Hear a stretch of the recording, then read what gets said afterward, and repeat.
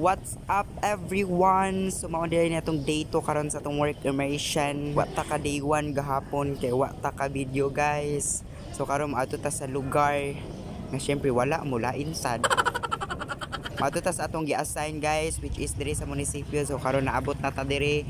Very early ang sok, wa pa jay tao. So mo na gabaklay-baklay sa kuday sa pathway. Sa mukha ay mura jud na ibuhok day oh. Baklay ko tanaw-tanaw sa palibot basi kakita tag laki. Eme lang dili mag-ana magtrabaho ta. Di mangitag keks. Tsaka kaday. So mao to guys, wala pa man amo ang employer. Maato sa amin sa waiting area. Kauban akong kauban diri lain sa kauban ninyo. Insad. Tanawa o lak pamagi ng pultahan.